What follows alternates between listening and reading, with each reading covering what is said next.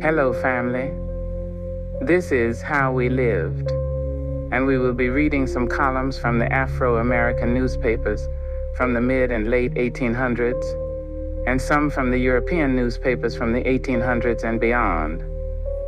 Let's compare how we lived back then to our present day. This should be interesting. These columns are from the first printed the North Star newspaper, Volume 1, Number 1, Rochester, New York, Friday, December 3rd, 1847. Editor Fredrick Douglass. First column.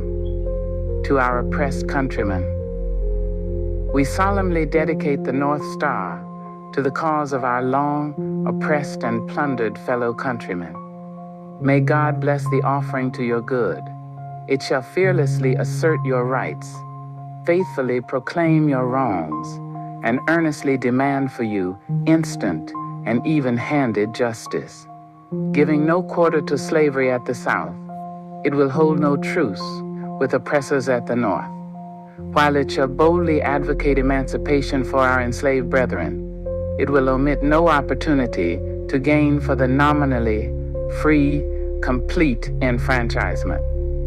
Every effort to injure or degrade you or your cause, originating wheresoever or with whomsoever, shall find in it a constant, unswerving, and inflexible foe. We shall energetically assail the ramparts of slavery and prejudice, be they composed of church or state, and seek the destruction of every refuge of lies under which tyranny may aim to conceal and protect itself. Among the multitude of plans proposed and opinions held with reference to our cause and condition, we shall try to have a mind of our own, harmonizing with all as far as we can, and differing from any and all where we must, but always discriminating between men and measures. We shall cordially approve every measure and effort calculated to advance your sacred cause, and strenuously oppose any which in our opinion may tend to retard its progress in regard to our position on questions that have unhappily divided the friends of freedom in this country. We shall stand in our where we have ever stood on the platform. Our views written shall accord with our views spoken, earnestly seeking peace with all men, when it can be secured without injuring the integrity of our movement, and never shrinking from conflict or division when summoned to vindicate truth and justice. While our paper shall be mainly anti-slavery, its columns shall be freely opened, the candid and decorous discussion of all measures and topics of a moral and humane character, which serve to enlighten, improve, and elevate mankind. Temperance, peace, capital punishment, education, all subjects claiming the attention of the public mind may be freely and fully discussed here. While advocating your rights, the North Star will strive to throw light on your duties, while it will not shun to discover your faults. To be the faithful to our foes, it must be faithful to ourselves in all things. Remember that we are one, that our cause is one, and that we must help each other if we would succeed. We have drank to the dregs the bitter cup of slavery. We have worn the heavy yoke. We have sighed beneath our bonds and writhed beneath the bloody lash. Cruel mementos of our oneness are indelibly marked in our flesh. We are one with you under the ban of prejudice and proscription, one with you in social and political disfranchisement. What you suffer, we suffer. What you endure, we endure. We are indissolubly united and must fall or flourish together. We feel deeply the solemn responsibility which we have now assumed. We have seriously considered the importance of the enterprise and have now entered upon it with full purpose of heart. We have nothing to offer in the way of literary ability to induce you to encourage us in our laudable undertaking. You will not expect or require this at our hands. The most that you can reasonably expect or that we can safely promise, is a paper of which you need not be ashamed.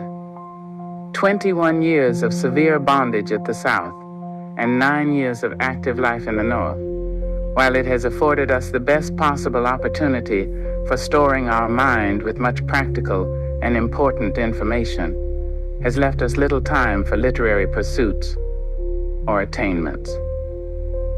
We have yet to receive the advantage of the first days of schooling. In point of education, birth, and rank, we are one with yourselves and of yourselves. What we are not only without help, but against trying opposition. Your knowledge of our history for the last 7 years makes it unnecessary for us to say more on this point. What we have been in your cause, we shall continue to be, and not being too old to learn, we may improve in many ways. Patience and perseverance shall be our motto. We shall be the advocates of learning from the very want of it, shall most readily yield the deference due to men of education among us, but shall always bear in mind to accord most merit to those who have labored hardest and overcome most in praiseworthy pursuits of knowledge, remembering that the whole need not a physician, but they that are sick, and that the strong ought to bear the infirmities of the weak. Brethren, the first number of paper is before you. It is dedicated to your cause. Through the kindness of our friends in England, we are in possession of an excellent printing press, types, and all other materials necessary for printing a paper. Shall this gift be blessed to our good, or shall it result in our injury? It is for you to say. With your aid, cooperation, and assistance, our enterprise will be entirely successful. We pledge ourselves that no effort on our part shall be wanting and that no subscriber shall lose his subscription. The North Star Live. Next column, a sister rescued from slavery. There has just left our office an amiable, kind, and intelligent-looking young woman, about 18 years of age, on her way from slavery. A rehearsal of her sad story thrilled us with emotions which we lack words to express. On her right arm, between her wrist and elbow, the initials of the name of her infernal master is cut in large capitals. Oh, the wretch! Next column. Poetry. The fugitive slave's apostrophe to the North Star.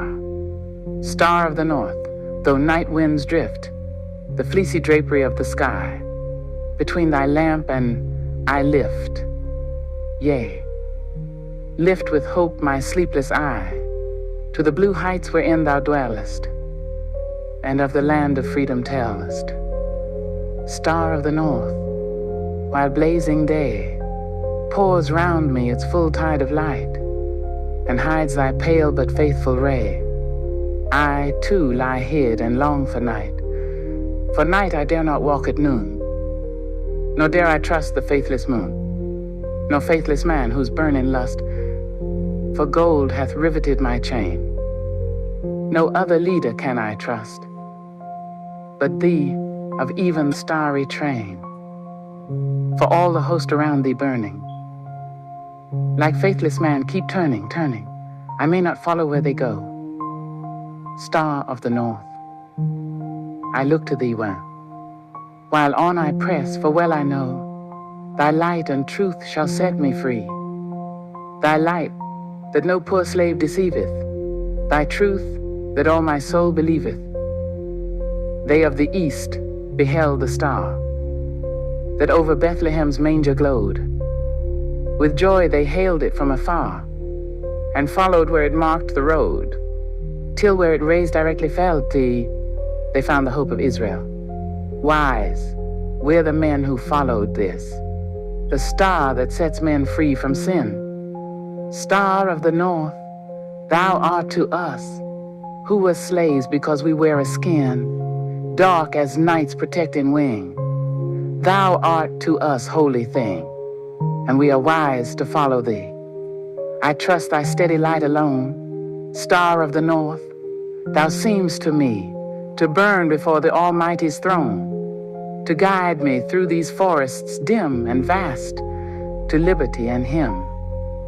Thy beam is o'er the glassy breast of the still springs, upon whose brink I lay my weary limbs to rest, and bow my parching limbs to drink. Guide a friendless Negro's way, I bless thee for this quiet ray.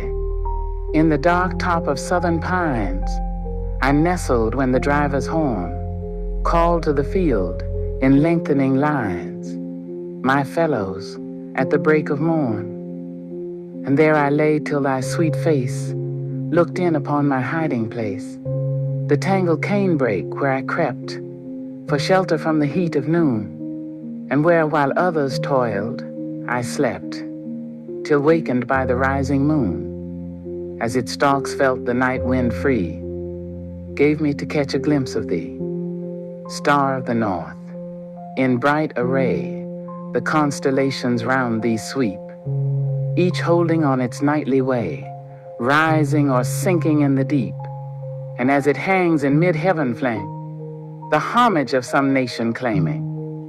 This nation to the eagle asterisk cowers, fit ensign, she's a bird of spoil, like worship's light, for each devoured the earnings of another's toil. I've felt her talons and beak, and now the gentler lions seek. The lion at the virgin's feet, crouches and lays his mighty paw into her lap, and an emblem meet of England's queen and English law, queen that hath made her islands free, law that holds out its shield to me. Star of the north, upon that shield thou shinest, oh, forever shine. The Negro from Cottonfield shall then beneath its orb recline, and feed the lion couched before it, nor need the eagle screaming over it, Pierpont.